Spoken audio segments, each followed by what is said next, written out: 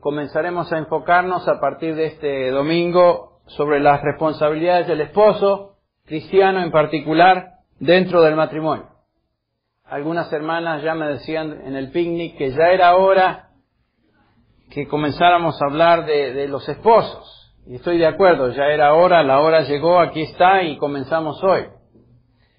Para los solteros les pedimos que tomen nota sobre lo que tienen que aprender antes de contraer matrimonio, y para las solteras tomen nota también para ver qué tipo de valores y virtudes Dios demanda de la persona que usted va a escoger como su esposo. Así que creo que es material de beneficio para todo creyente.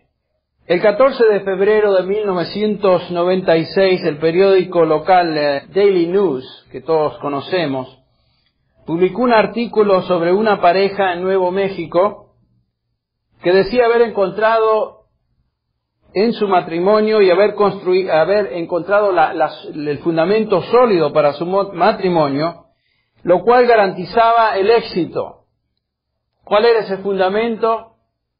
Bueno, según ellos era un contrato prenupcial de 16 páginas.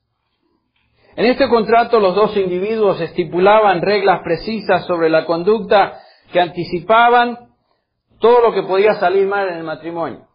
Entonces, precavidos los individuos estos. Cosas como qué gasolina comprarían, quién se encargaría de lavar la ropa, los platos, quién y cuándo sacaría la basura. Algunas reglas como ninguna basurita podía quedar en el piso más de una noche, etcétera, etcétera. Un montón de reglas, imagínense, 16 páginas. Muchos piensan que realmente lo que garantiza el matrimonio o el éxito de un matrimonio es estar continuamente enamorado. En otras palabras, mantener los sentimientos y emociones incomparables del romance. A la luz de esto se hizo una encuesta a un grupo de chicos en la escuela, niños de 8 a 10 años, y se le hicieron varias preguntas. Por ejemplo, una de las preguntas era, ¿por qué sucede que algunas personas se enamoran? Una niña de 9 años respondió de esta manera: nadie sabe realmente, pero escuché que tiene que ver algo con cómo hueles. Por eso el perfume y el desodorante son tan populares, según esta niña. Otro niño de 8 años dijo: creo que una flecha o algo así te atraviesa, pero el resto no es tan doloroso. Entre las opiniones confidenciales que se pidieron de estos chicos, un jovencito de 8 años dijo: el amor te sigue aunque trates de esconderte de él. Yo he estado tratando de esconderme del amor desde que tenía 5 años, pero las niñas siguen encontrándome. Se les preguntó cómo se puede saber si una pareja está enamorada en un restaurante. Un niño de 9 años dijo: los que están enamorados se miran el uno al otro y su comida se enfría. Interesante. Una de las preguntas finales fue: ¿qué se puede hacer para que el amor dure? Aarón, de 8 años, contestó: no te olvides del nombre de tu esposa, porque eso arruinará el amor. Está bien. Interesante. Estos comentarios que en parte que los chicos ofrecen nos hacen reír un poquito, pero realmente cuando leemos un artículo como el que acabo de mencionar, la respuesta que los adultos dan no es mucho mejor. A veces. A pesar de lo difícil que es contraer matrimonio y vivir de una manera exitosa, nos dicen las estadísticas que el 96% de todos los hombres en este país se casan y 94% de las damas se casan. Desafortunadamente, 2 de 3 matrimonios terminan en el divorcio. Y lo chistoso es que, aunque fracasen en su primer matrimonio, siguen buscando casarse otra vez, esperando ser más exitosos en un futuro matrimonio. ¿Por qué es que esto es tan difícil? Bueno, la situación en la cual vivimos hoy se nos describe en la Escritura de una forma muy interesante. Por ejemplo, en 2 Timoteo 3:1 nos dice el apóstol Pablo: pero debes saber esto, Timoteo, que en los últimos días vendrán tiempos difíciles. Y todos podemos decir amén a eso. Porque los hombres serán amadores de sí mismos, avaros, jactanciosos, soberbios, blasfemos, desobedientes a los padres, ingratos, irreverentes, sin amor, implacables, calumniadores, desenfrenados, salvajes, aborrecedores de lo bueno, traidores, impetuosos, envanecidos, amadores de los placeres en vez de amadores de Dios, teniendo apariencia de piedad, pero habiendo negado su poder. Y después agrega: a los tales evita. ¿No les parece que es una descripción bastante cabal de lo que está sucediendo hoy en nuestra sociedad? Y dice que los tiempos difíciles se irán empeorando. O sea que las cosas no van a salir mejor. Vamos realmente de mal en peor. Los últimos días, a los cuales Pablo se refiere, es una referencia de la parte final de la historia humana que comenzó cuando Cristo vino por primera vez. Y culminará, por supuesto, durante su segunda venida. Hoy nos encontramos en la última etapa de los postreros días. Pablo describe las características de los hombres en esta época final. Y como dije, al compararla con lo que estamos observando hoy, podemos ver que el por qué es tan difícil tener un matrimonio exitoso y mantenerlo. Dice acá que los hombres serán sin afecto fraternal. La palabra que ahí se usa es astorgoi, que quiere decir sin amor familiar normal. Podemos conocer familias que tienen amor familiar el uno con el otro, que es normal. En estos últimos tiempos nos dice el apóstol que ese tipo de amor no va a existir. Solo se preocupan en amarse a sí mismo y sus placeres. Si ustedes se fijan en sus vecinos, algunos de sus vecinos y sus características, estoy pensando en algunos de los míos, puedo decir que eso los describe. Hicimos la pregunta hace algunas semanas y volvemos a hacerla hoy: ¿existe alguna esperanza para el matrimonio cuando está siendo asaltado por este tipo de influencia y mentalidad, especialmente en estos días? Y para la respuesta a esto fuimos a Efesios 5, y quiero que abran sus Biblias otra vez a Efesios 5. A modo de repaso, ustedes recuerdan que el apóstol Pablo nos habla de la familia a partir del versículo 18 en adelante, y nos enseña ciertos requisitos que son parte de lo que Dios demanda para cada integrante de la familia, para que esto sea una relación realmente bendecida por Él. En el versículo 22 ya vimos que comienza con las esposas, esto ya lo estudiamos bien. Luego en el versículo 25, que vamos a comenzar a ver hoy, es dirigido a los esposos y extendiéndose también a las relaciones entre padres e hijos, que comienzan a partir del capítulo 6, versículos del 1 al 4, que también vamos a ver. Pero dijimos que el fundamento de una relación exitosa en el hogar, ya sea de esposo con esposa o padres con hijos, está fundamentado en el versículo 18 y 19 de este pasaje que conocemos bien. El versículo 18 nos dice: sed llenos del Espíritu Santo. ¿No es cierto? No seáis embriagados con vino, sino más bien sed llenos del Espíritu Santo. Ese es el fundamento. Es lo que se demanda para poder llevar a cabo, tener este tipo de relación exitosa, ser lleno del Espíritu Santo. Y como dijimos, comparamos esa frase a lo que encontramos en Colosenses: ser lleno del Espíritu Santo quiere decir ser llenos de la palabra de Cristo. Y los resultados que se observarán es que en el versículo 19 se observará gozo, habrá gozo en la persona que vive en obediencia al Espíritu Santo, vive en obediencia a su palabra. Va a haber gratitud, va a haber también sumisión mutua en el versículo 21 que ya vimos. Pero ese es el fundamento espiritual para tener una relación de éxito entre casados. Sumisión a sus esposos es lo que Dios demanda de la esposa, y eso ya lo vimos bastante bien. Y hoy comenzamos con el versículo 25, donde el apóstol dirige ahora su atención a los esposos. Así que si usted es esposo, como yo lo soy, esposo cristiano, le invito a levantar sus antenas y poner mucha atención, porque esto es para nosotros en particular. Efesios 5:24 nos dice, pero así como la iglesia está sujeta a Cristo, también las mujeres deben estarlo a sus maridos, ya lo vimos. Y en el versículo 25 dice, maridos, amad a vuestras mujeres, así como Cristo amó a la iglesia y se dio a sí mismo por ella. Esta porción que encontramos hasta el versículo 28 es muy simple.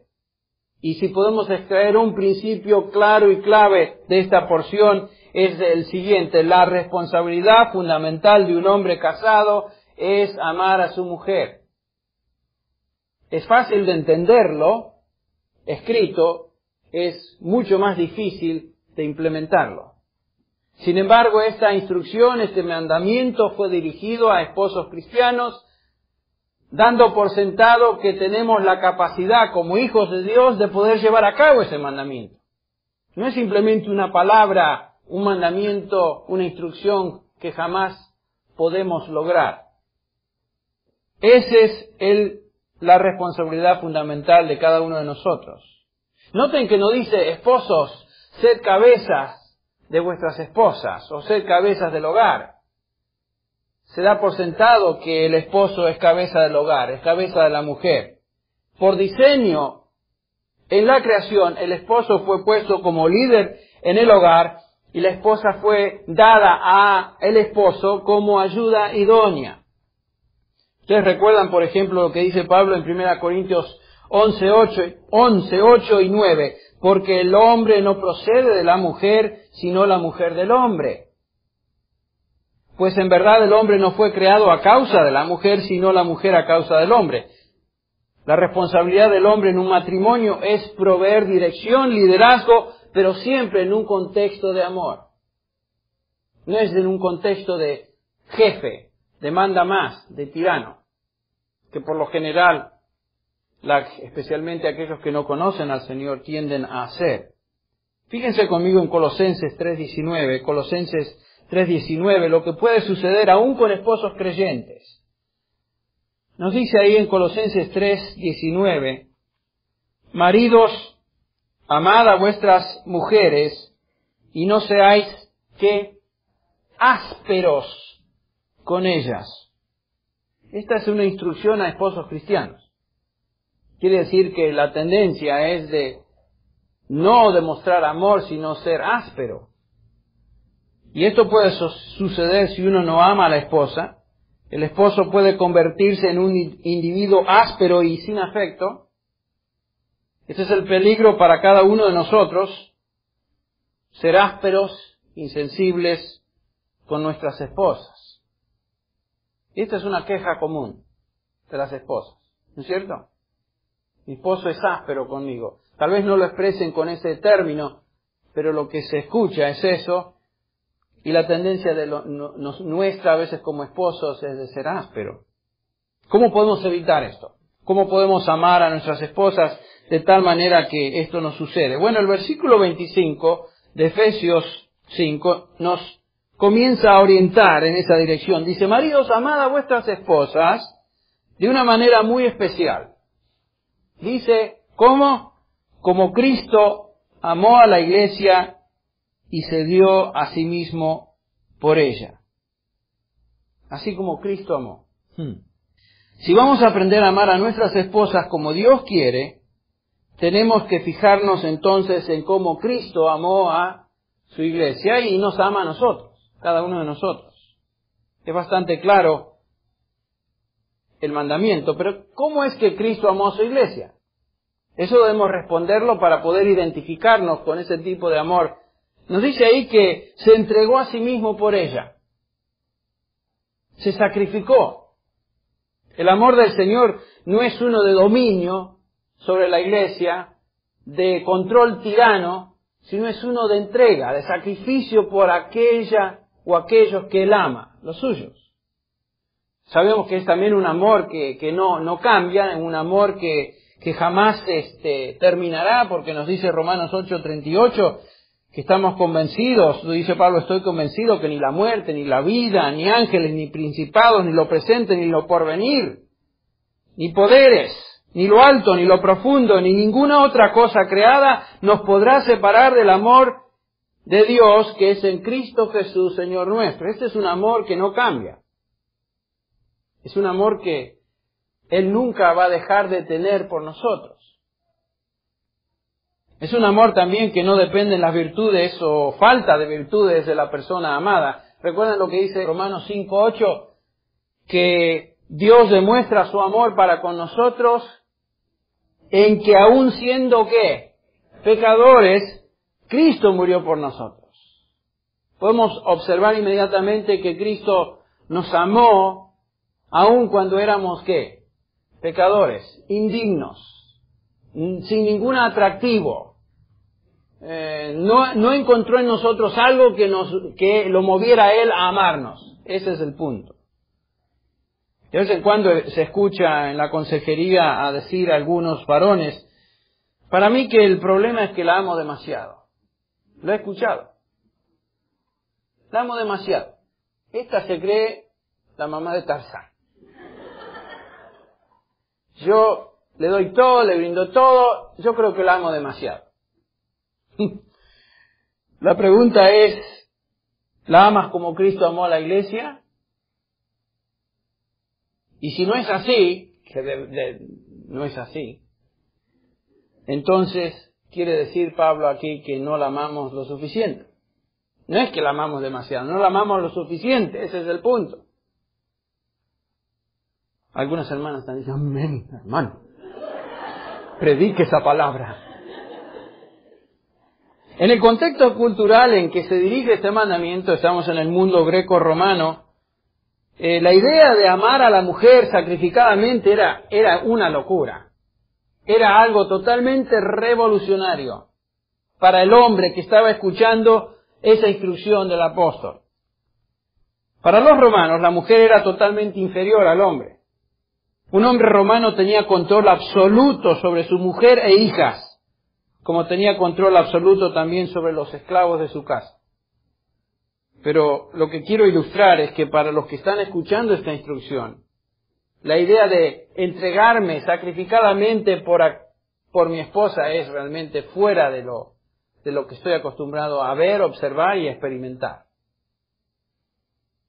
El apóstol Pedro repite este concepto del amor sacrificado de esta manera. En 1 Pedro 3:7, si ustedes tienen sus Biblias, 1 Pedro 3:7, Pedro, otro apóstol, que había recibido instrucción del Señor Jesús, dice, vosotros maridos, igualmente, convivid de manera comprensiva con vuestras mujeres, o vivid sabiamente con vuestras mujeres, como un vaso más frágil, puesto que es mujer, dándole honor como coheredera de la gracia de la vida, para que vuestras oraciones no sean estorbadas. Eso es como el apóstol Pedro expresa el mismo concepto. Quisiera tal vez ayudarnos a recordar el concepto por medio de 3 Cs, 3 palabras que comienzan con C: consideración, caballerosidad y comunión. Consideración. Pedro nos dice que debemos vivir sabiamente con nuestras esposas, de manera comprensiva, no imponiendo nuestra mentalidad o nuestra forma de pensar sobre ellas como algunos tienen por estilo hacerlo. Especialmente en nuestros contextos latinoamericanos, el esposo tiene el concepto cultural de ser muy macho, y porque es muy macho entonces quiere imponer. Eso quiere decir tener en cuenta a nuestras esposas y ser considerados de sus sueños, tal vez sus ansiedades. A veces todo lo que toma es escuchar. Y qué difícil es escuchar antes de detenernos y escuchar lo que nuestra esposa nos dice antes de lanzarnos a hablar.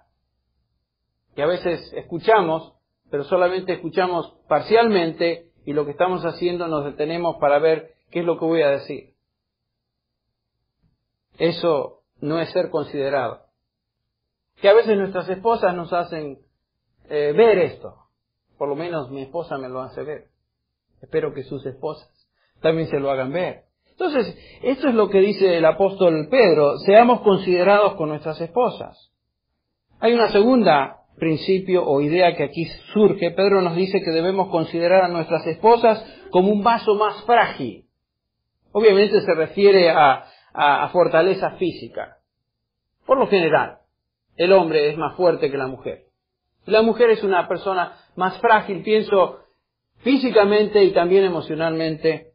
Por ejemplo, la mujer por diseño no fue hecha para llevar a cabo ciertas tareas, ciertas cosas y deberes que demandan fuerza y condiciones realmente de brusquedad.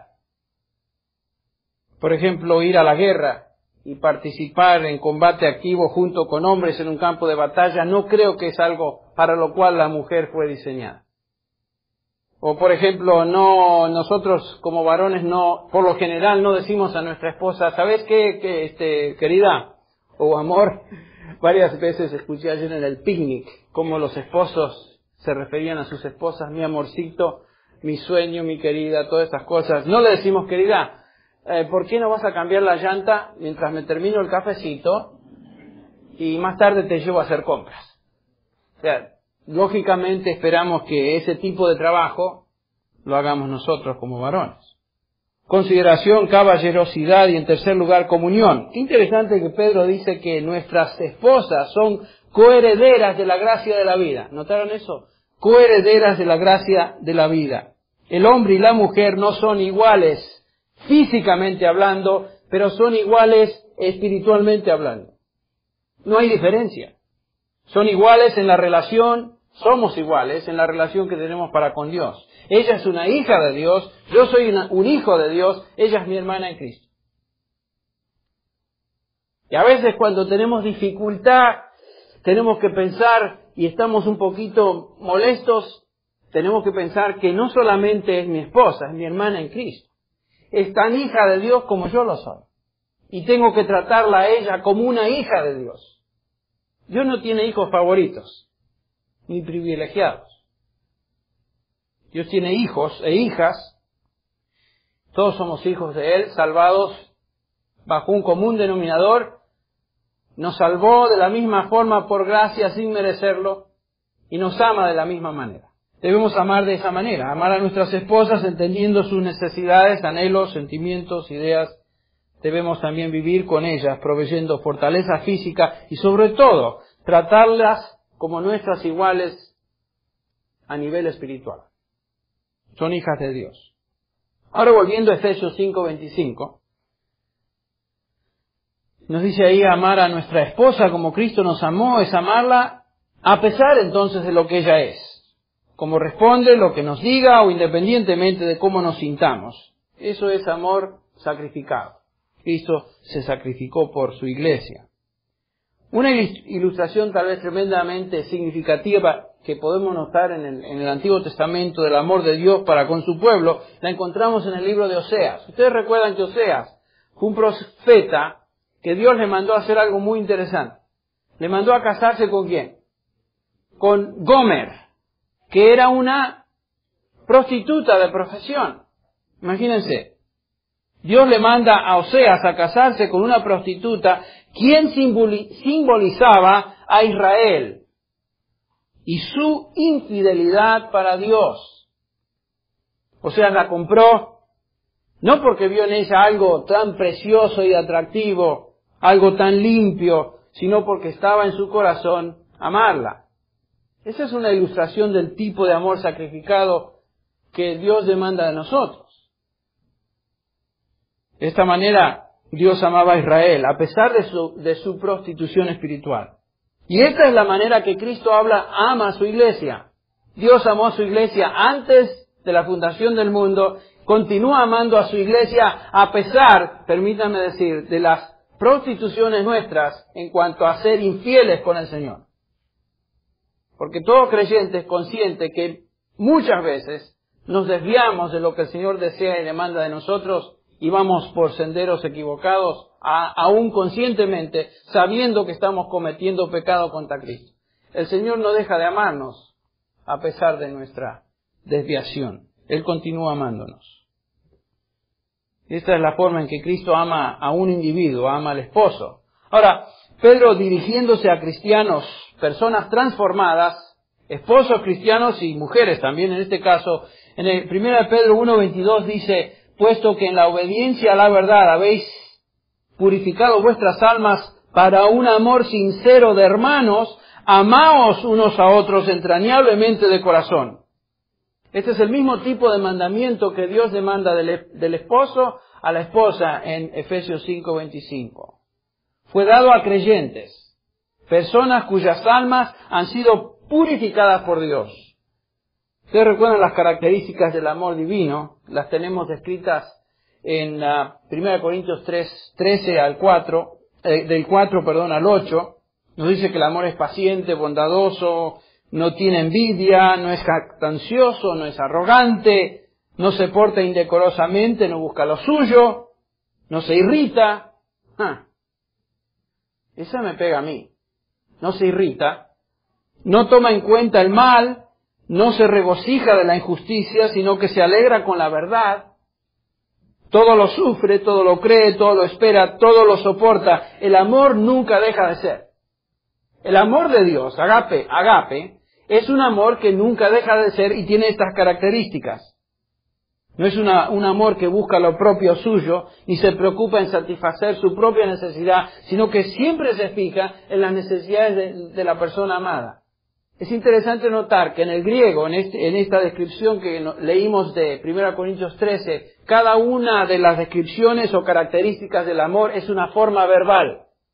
Es un verbo, no es un adjetivo, lo cual subraya el aspecto activo del amor divino. El amor divino siempre se traduce en acción.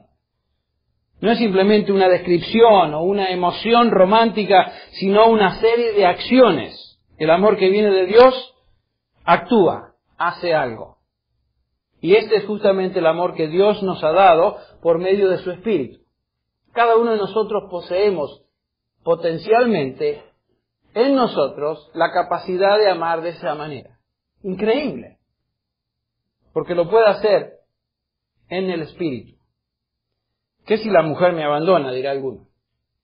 ¿Qué si la mujer no me trata bien?, etcétera. La Biblia tiene mucho que decir en cuanto al abandono y estas cosas. Vamos a ver eso más adelante. Pero mientras tu esposa esté contigo, tu responsabilidad es demostrar y darle amor, aunque no sea correspondido. Eso es lo difícil. Porque noten ahí que no hay una cláusula que dice, bueno, haz esto siempre y cuando. No existe. Es un mandamiento. Esto implica sacrificio. Enfocarnos en ella, morir a nuestros propios deseos de negarnos a nosotros mismos.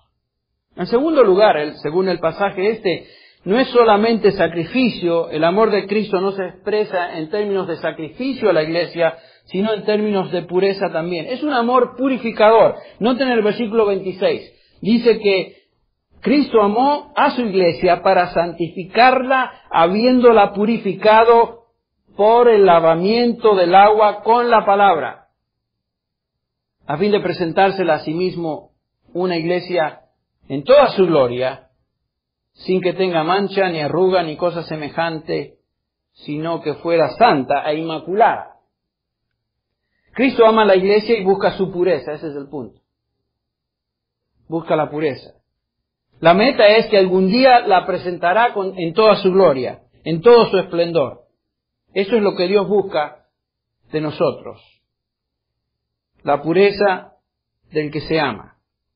Cuando nos convertimos a Cristo, fuimos bañados, ¿no es cierto? Una vez y para siempre vimos esto en el picnic. Y por su sangre, y esto no se refiere a la salvación, una vez y para siempre. Cristo dijo en Juan 13:10, el que se ha bañado no necesita lavarse, excepto los pies, pues está todo limpio y vosotros estáis limpios, pero no todos, en referencia a Judas. Nuestro destino eterno ya fue sellado. Ya fuimos bañados una vez y para siempre. Por Cristo Jesús, por su sangre. Pero Él continúa limpiándonos. Eso se refiere a la necesidad de ser limpios constantemente. Ustedes recuerdan 1 Juan 1:7, dice, mas si andamos en la luz como Él está en la luz, tenemos comunión los unos con otros y la sangre de Jesucristo, ¿qué? Nos continúa limpiando de todo pecado. ¿Pero cómo? ¿No es que ya nos lavó? Por supuesto nos lavó, nos bañó una vez y para siempre, que tiene que ver con nuestro estado eterno, nuestra posición en Cristo. ¿No nos dice la palabra de Dios que hemos sido resucitados con Cristo? Estamos en Él. Espiritualmente hablando, Dios nos mira como totalmente bañados y limpios en Cristo Jesús. Pero ¿qué de nuestra experiencia diaria? Todavía nos contaminamos, todavía nos ensuciamos los pies. Por eso necesitamos limpieza. Y eso es lo que Cristo busca de su iglesia, la limpieza, la santificación. No solamente en posición, sino en experiencia. Porque algún día lo veremos tal como Él es. Ahora la pregunta, ¿cómo es que el esposo purifica a su esposa?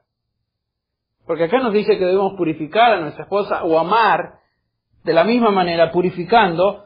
Bueno, nos dice el versículo 26 que Cristo santificó a su iglesia, habiéndola purificado por el lavamiento del agua con la palabra.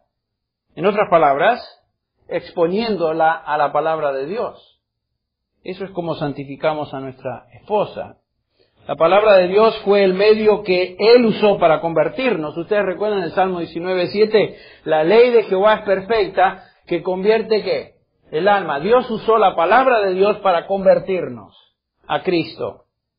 Pero también es el medio que Él usa para santificarnos.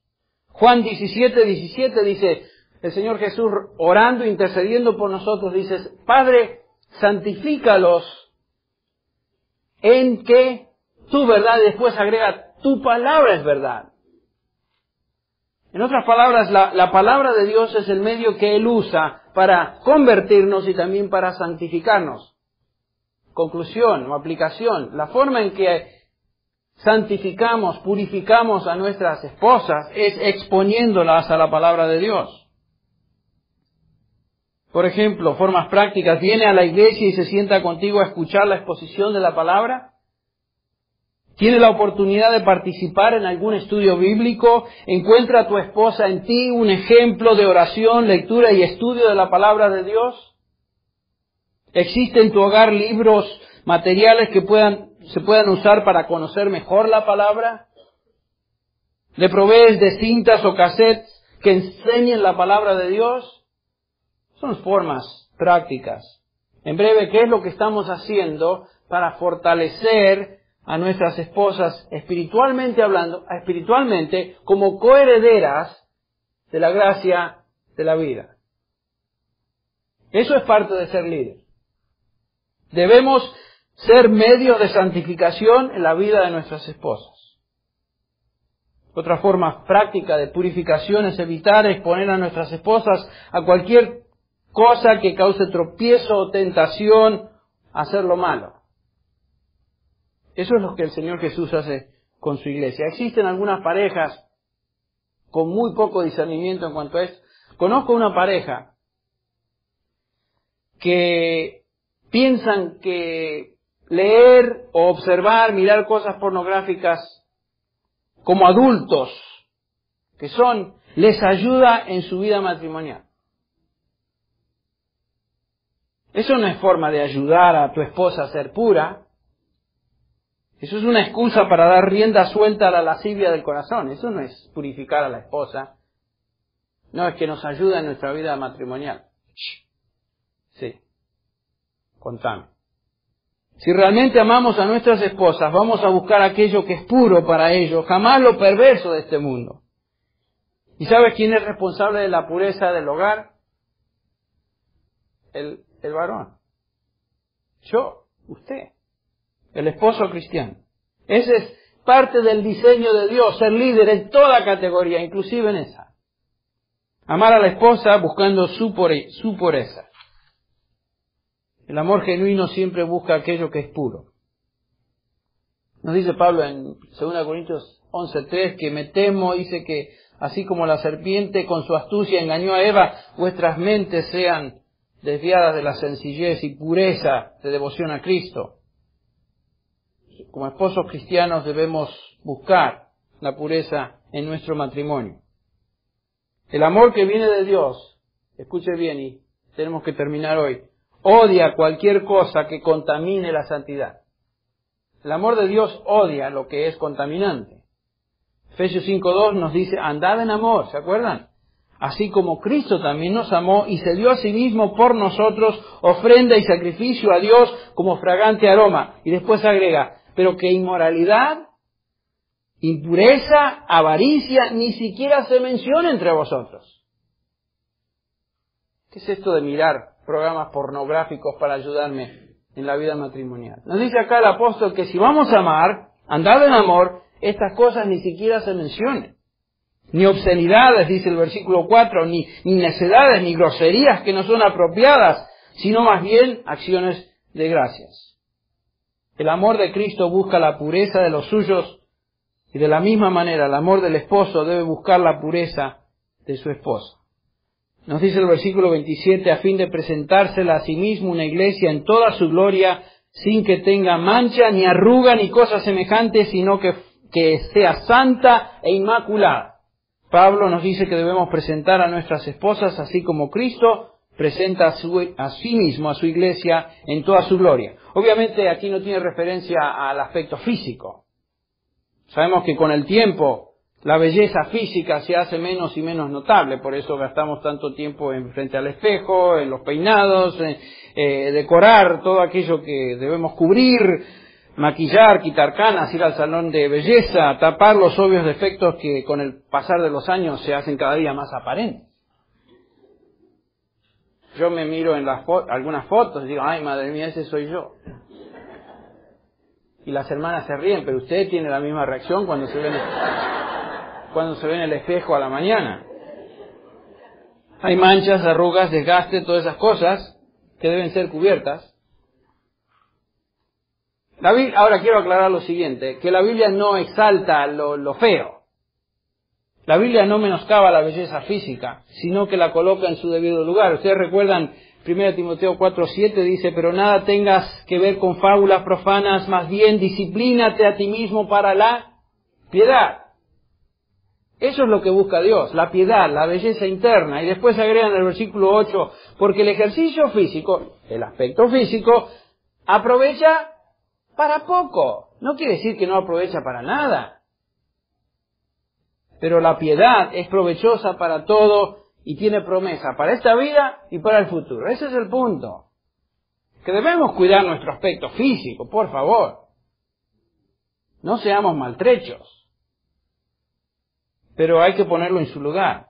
Y lo que Dios demanda de su iglesia y lo que el esposo debe enfatizar, exaltar en la vida de su esposa es la belleza interna. Lo interno. Porque tiene promesa para hoy, para el futuro. Es eterno. Es eterno. Entonces, el marido es responsable de amar a su esposa como Cristo amó a su iglesia sacrificadamente, santificándola, buscando su belleza espiritual. Este es el amor que llena y satisface el corazón de una esposa. Hay bastante más que queremos compartir, lo haremos a partir del próximo domingo. Pero ahora vamos a orar, culminando este tiempo juntos.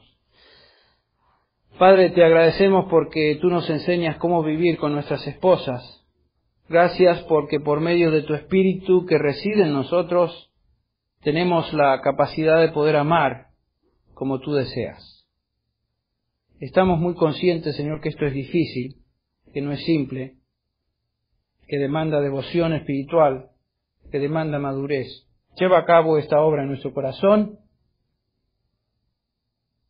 para que seamos, Señor, un verdadero testimonio de tu gracia.